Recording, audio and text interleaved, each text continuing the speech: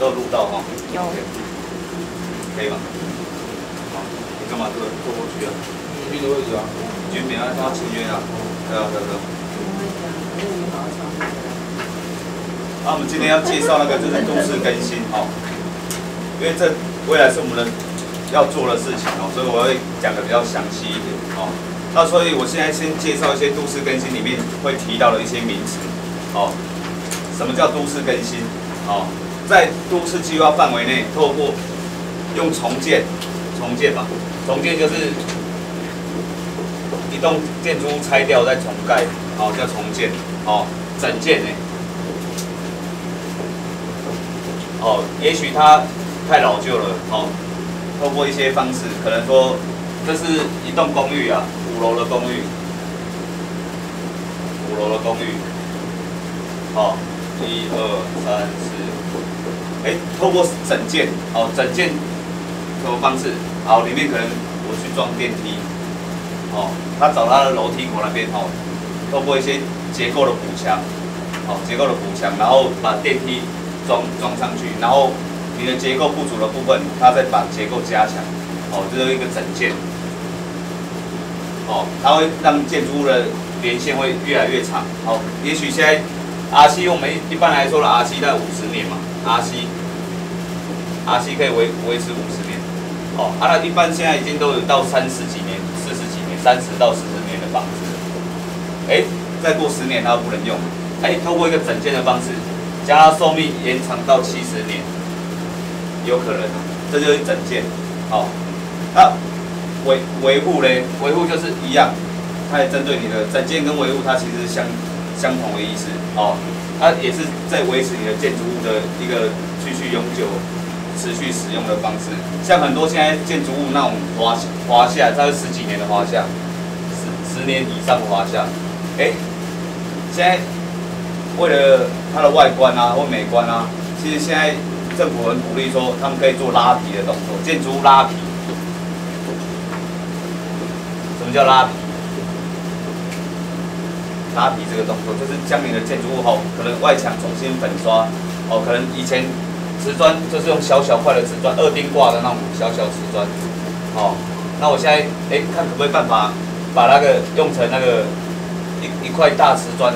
来取代这些东西，好，他们是一个整件维护的动作，哦，那透过建筑物拉皮，还有一些整理维护、结构补强啊，后来装电梯啊，哦，那维持建筑物的连线，哦，还有整件维护的动作，啊，一般来说还是以重建为主啦，哦，我们现在做的都是重建，啊，建筑物这样做没有什么太大意义啊，了解吗？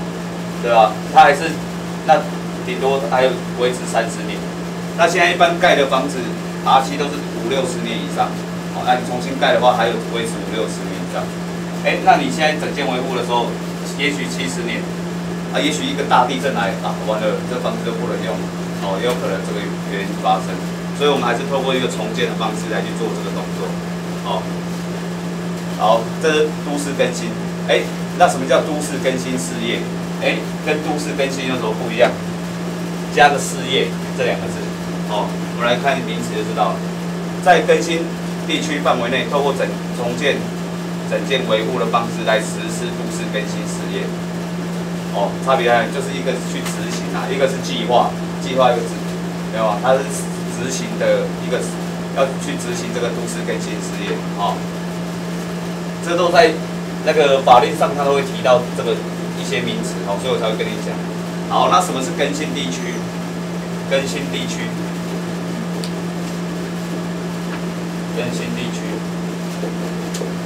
还有下面叫更新单元。好，差别在哪里？好，我们来看下面那张图就知道了。好，更新地区，政府划定的更新地区，哦，就是红色这么大的地区。可是我们怎么可能说，哎，你知道这总共有几户吗？总共可能2、3千户可能有啊。哎，2、3千户要做更新是非常困难的一件事情，所以。政府透过一些法令的制定，哦，我们就可以划定在这个很大的更新地区范围内划定几个小区域，哦，我们的面积达足够的时候，我们就可以去做这个都市更新，事业这个东西。你看，所以更新地区我们看名词解释，在都市计划范围内选定一个适合实施都市更新事业范围的地区，一个很大的地区嘛。那单元呢，更新地区内可以单独实施的一个都市更新的分区，就一个单元这样，有没有？我们看这个图就很了解嘛，对不对？一个单元，一个地区，地区当然是画很大的地区啊，单元就是小小一块，对啊，一般来说我会选40人啊，40个人左右的范围，大概选定300多坪，3到400坪，300到400坪左右的范围，人数大概落在这个。那你知道一个更新地区大概3000坪吗？3000坪以上，可能超过，也可能5000坪、10000坪都有可能。那这种东西要一个大规模是做不起来的，所以我们会选定他政府鼓励说大家可以做一个小小单元的，就是做这个动作。那你看我们上面写都市更新，问题就是都市更新事业计划、更新地区跟更新单元差异性，这就我跟你们讲的差异性在哪里。那再来看第5个实施者。实施者是什么意思？我们看名词一下，实施或执行都市更新事业的团体，其实就是要去执行这个计划的人啊，他们叫实施者。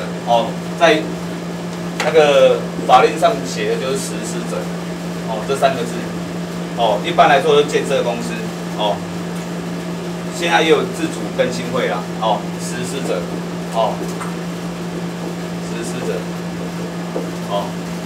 实施这个都市更新的一个团体，或者一个，对啊，我们看名字，实施或执行都市更新事业的团体，就建设公司也有嘛，自主更新会也有嘛，一般来说就是这2个比较多啦，其他都没有了，没有什么太多了，银行不能做实施者，对啊，就建设公司跟自主更新会，这是法律规定的啊。那为什么银行不能做实施者？银行为什么不行？对吧？你们想一下，为什么银行不行？因为银行现在都已经在放款了。如果它一条龙来做的话，其实对民众的权益也不是那么大。它也因为银行它有自己的组织规模，他们自己的组织，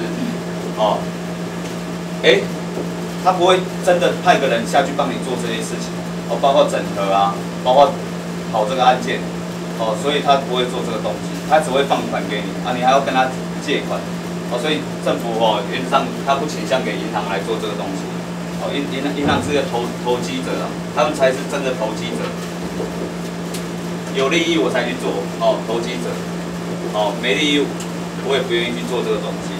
那你一直放款给民众的时候，民众只会一直欠他钱而已。不像真的建设公司下去做的话，建设公司他是为了做这个事情，他会努力去执行这个东西。银行他不会啊，他们只是要投机而已，有没有？那我下面写第6个就是重建嘛、整建嘛、维护啊，这个你们可以看一下，有没有？我写得很清楚，你们可以看一下，那划定都市更新单元，我们有刚才讲的更新地区。后来有一个更新单元，那我们一定要符合一些条件，才可以去划定这个单元。他们法令是什么？那现在做最多的台北市嘛，台北市跟新北市都市更新做最多嘛，台北市、新北市，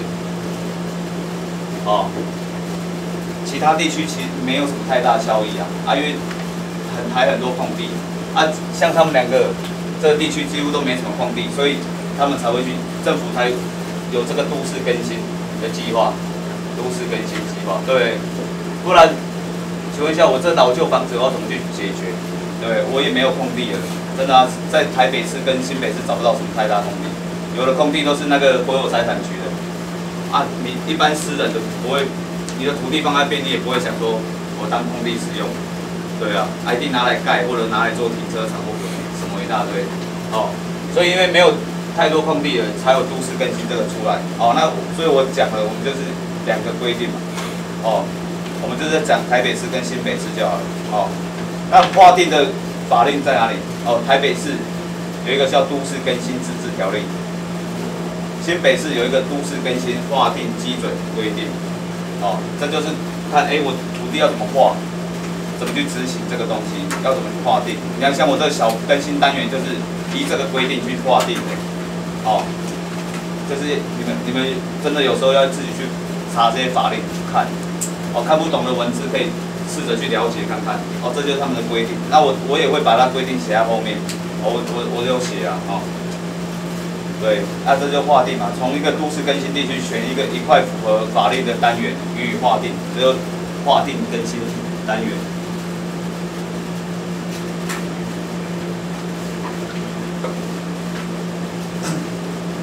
再来第10个，这都是我们的名词啊，所以我把名词都放在这边。哦，概要，都市更新事业概要。我们都市更新送报告书啊，有2个条件。有2个东西，一个叫概要，哦，概要不代表什么啦，哦，再来是什么？事业计划，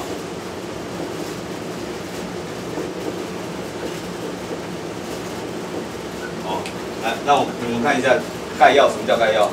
实施都市更新的计划构想，它只有一个构想在而已，所以它比例会比较少，哦，那什么叫都市更新事业计划？就实施都市更新的实质规划。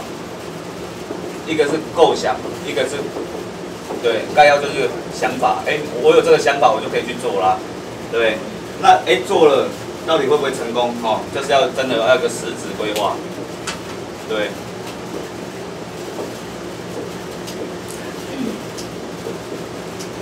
好，它的这个，那我们通常都会忽略这个东西啊，因为你有构想，你一辈子都在构想就好了，没什么太大意义。那我们真的要去做的，就是要执行。哦，要是一个实施规划，哦，我们做都要走这个做，哦，那后面会跟你们说这2个差异性在哪里。反正就是都市更新就是概要跟事业计划这2个东西，一个是给你的构想，一个是实质规划，差别在这里。哦，那我们也知道都市更新，我们看了文林院那么多啊，哦，有一个叫多数决嘛，多数决，哦。多数人可以决定这个都市更新到底可不可以去做、去执行。哦，为什么？为什么要多数决？好啊，你其实真的谈一块建地哦，你看像老旧房子那个几百户或几十户，那你要谈到好，要去做这个推动都市更新是非常困难。哦，要谈到100%啊，100%是非常困难的。